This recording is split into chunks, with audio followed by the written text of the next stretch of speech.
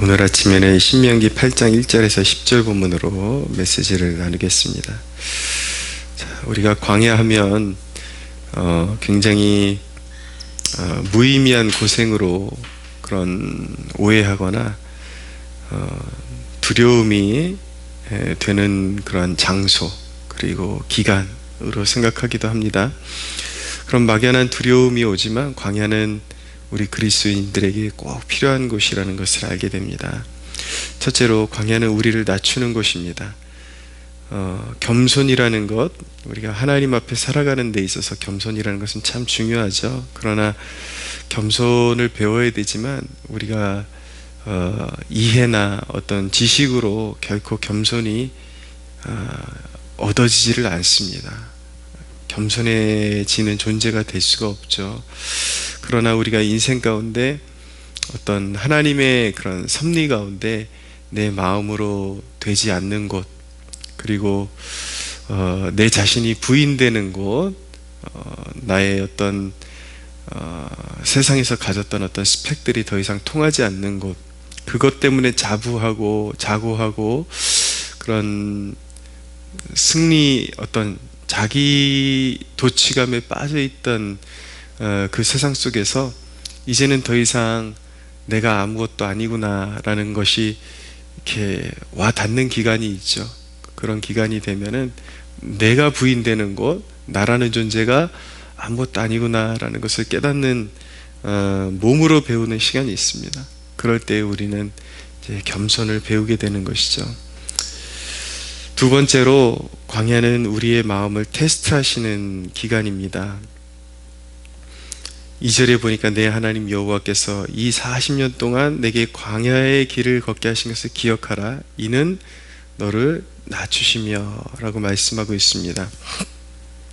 너를 낮추시며 너를 시험하사 내 마음이 어떠한지 그 명령을 지키는지 지키지 않는지 알려 하심이라. 광야는 우리의 마음을 테스트하는 곳입니다. 고난이 오면 우리가 사랑이라고 믿었던 것, 하나님을 사랑합니다, 그리고 우리 주변에 있는 사람들을 사랑합니다 라고 고백했던 그 사랑, 그리고 우리가 팀워크라고 생각했던 것, 이런 것들이 얼마나 가벼운 것이고 형편없는 것들이었는지, 그러니까 그 개념 자체가 형편없었다라는 것이 아니라 내 스스로가, 그리고 우리가 이렇게 사랑한다고 고백했던 그 사랑의 그 진위성이 얼마나 형편없고 팀워크의 진위성이 얼마나 형편없던 것인지, 다 하나님 앞에 쏟아 부어 드릴 것 같았고, 그리고 서로 간에 정말 변함이 없을 것 같았지만 고난이 오게 되면은 막 불평이 일어나고 짜증이 일어나고 다툼이 일어나고 그런 모습을 보게 되죠. 그러면서 우리가 생각했던, 내가 사랑한다고 생각했던, 그리고 우리가 굉장히 팀워크가 돈독했다고 생각했던 그 모든 것들에 대한 그런 어떤 허상들, 허구들이 드러나게 되면서 그런 인간 존재에 대한 어떤 그 얕은 깊이에 대해서 이제 깨닫기 시작하죠. 그러나 고난의 축복이라는 것은 하나님 앞에 정말 택함받은 백성들, 그러니까 하나님의 자녀들에게는 그 시간이 오히려 축복이 될 수 있다는 것을 배우게 됩니다. 그래서 그 연단을 잘 견디게 되면은 이제 그 거품들, 자기가 그 생각했던 그런 모조품들이 다 이렇게 수면 위로 올라오게 되고, 그런 것들이 산산조각 나게 되고, 그러면서 처음에는 그런 막 쓴뿌리들이 올라오고 그러지만 하나님께서 그런 다스려 주시는 그런 상황 가운데 이제 진실함을 배우게 되고, 하나님을 진실되이 섬기고, 그리고 배우자에 대한 진실함이 일어나게 되고, 서로에 대한 그런 팀워크에 대한, 이제 진짜 팀워크가 이제 나의 이기심이 부서지고 깨어지게 되면서 서로를 배려하게 되는 그런 마음이 이제 빚어지게 되는 것입니다. 그래서 한마디로 광야는 그 길을 걷다 보면은 이제 어느 정도 걸으면서는 오히려 우리의 그런 아주 이중적인 그런 것들이 쫙 드러나게 되지만, 그런 것들이 이제 무르익어가는 시간 속에서 이제 정금과 같이 연단되어서 이제 순금과 같이 이제 드러나게 되는 그런 시간이라고 말씀드릴 수가 있겠습니다. 물론 그냥 저절로 그렇게 되는 것은 아니지만, 충분한 기도 생활과 항상 끊임없는 기도 생활과 말씀 생활이 그렇게 빚어내는 것이죠. 그러나 복된 하나님의 자녀들은 반드시 그렇게 이제 갈 수밖에 없다라는 것 꼭 기억하시면서, 그런 신뢰감 가운데 이렇게 항상 하나님을 더 의지하려는 그런 태도 또한 가져야 할 것입니다. 세 번째로, 광야는 영적인 사람으로 빚어져야 할 동기를 발견하는 시간이라고 말씀드릴 수가 있습니다. 3절 중반 이하에 보면은 사람이 떡으로만 사는 것이 아니요 여호와의 입에서 나오는 모든 말씀으로 사는 줄을 내가 알게 하려 하심이니라. 사람이 떡으로만 사는 존재가 아니라 하나님의 모든 말씀으로 사는 줄을 내가 알게 하려 하심이라. 어떤 의미에서 보면 우리는 영적인 삶을 산다고 그렇게 말들을 하지만, 그 모든 삶의 그런 어떤 바운더리는 물질 세계에서 더 많은 시간을 보낸다라고 말씀드릴 수도 있겠습니다. 우리가 먹고 마시고 시간을 보내고 어느 장소에 가고 사람 만나고 커피숍에 가고, 어떻게 보면 다 물질적인 세계 안에서 벌어지는 일들이잖아요. 그런데 인간이 영감이 없으면 다 모든 우리 예를 들어서 99%의 그런 어떤 삶의 패턴이 물질 세계 안에서 이루어지는 것 같지만, 어떤 1%의 영감, 그것이 없으면 동물적인 삶을 살 수밖에 없는 것입니다.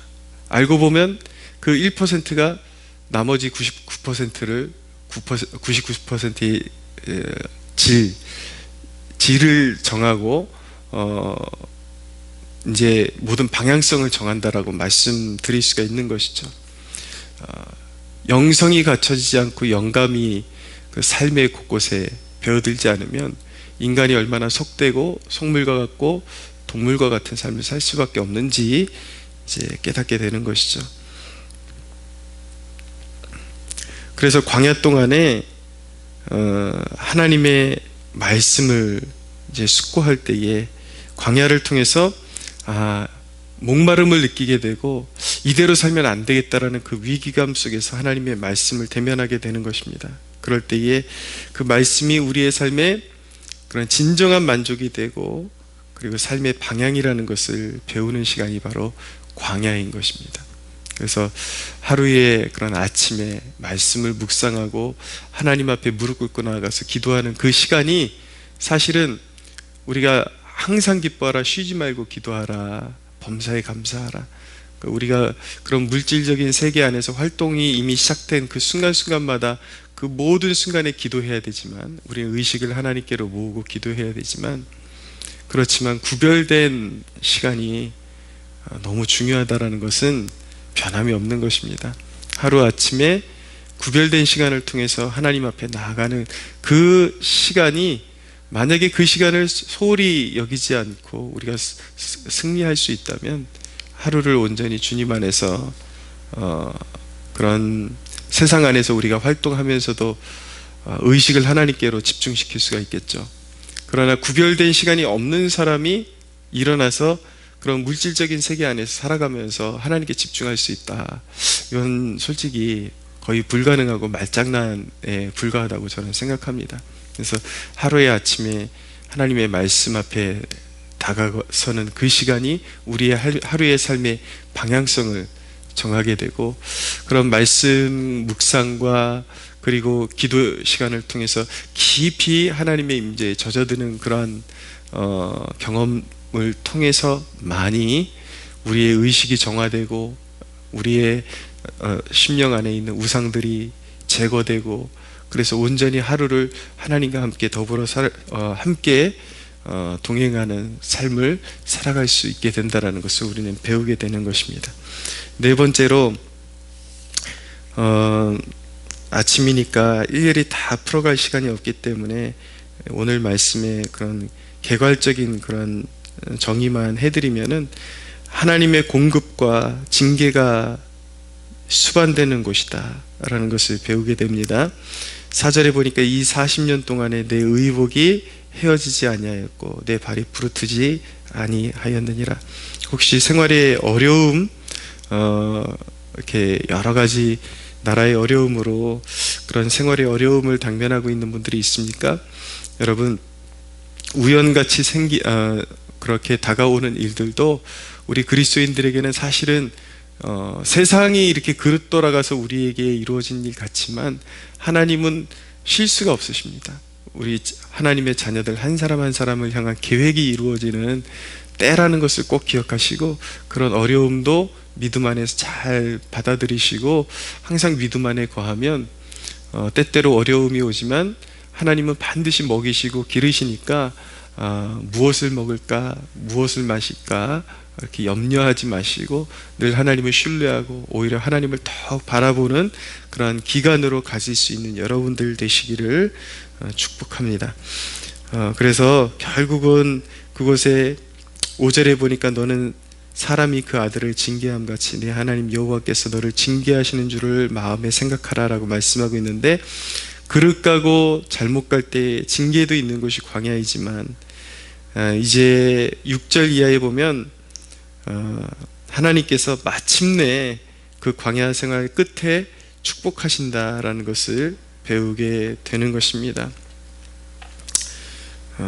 일례로 9절 이하에 잠깐 말씀드리면, 내가 먹을 것에 모자람이 없고 내게 아무 부족함이 없는 땅이며 가나안 땅을 이야기하는 것이죠. 그 땅의 돌은 철이요 산에서는 동을 캘 것이라. 내가 먹어서 배부르고 내 하나님 여호와께서 옥토를 내게 주셨으므로 말미암아 그를 찬송하리라. 자, 이 광야의 모든 상황을 통해서, 광야길을 통해서 우리가 배우는 것들은 첫째로 하나님이 생사하복의 주권자이심이라는 것을 우리가 배우는 것입니다. 그래서 우리가 광야의 기간 동안에 하나님이 우리의 생사화복의 주권자이시다, 그것을 마음에 새겨야 하는 것입니다. 이것을 왜 마음에 새겨야 되는가? 그 광야의 방향성이 저주가 아니라 하나님의 축복이라는 것을 우리의 마음에 기억해야 한다라는 것이죠. 소망이 있어야지 오늘을 견디는 것 아닙니까? 우리의 내일, 우리의 환난에 경한 것이 영원한 중하고 아름다운 그런 영원한 것을 이루는 것이라는 것을 성경이 분명히 말씀하고 있죠. 우리 그리스도인들은 한편으로는 육체적으로는 죽음으로 가고 있지만 영적으로는 승리와, 이미 보장된 승리와 그리고 하나님의 그런 축복의 길로 가고 있다는 것을 기억해야 하는 것입니다.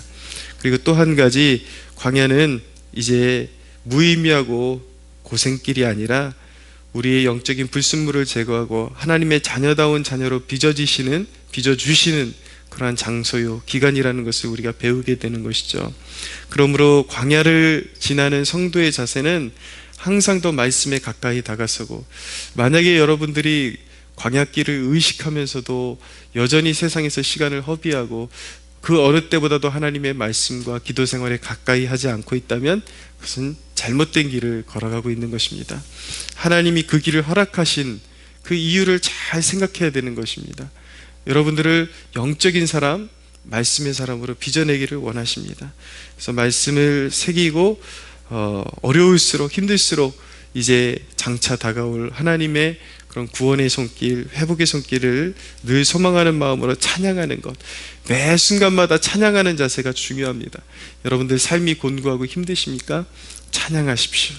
그럴 때 여러분의 광야는 예배의 처소가 되고 임재가 드리워지는, 하나님의 임재가 드리워지는 축복의 장소가 될 것입니다. 우리는 결코 혼자가 아닙니다. 임마누엘의 주님이 함께 하십니다.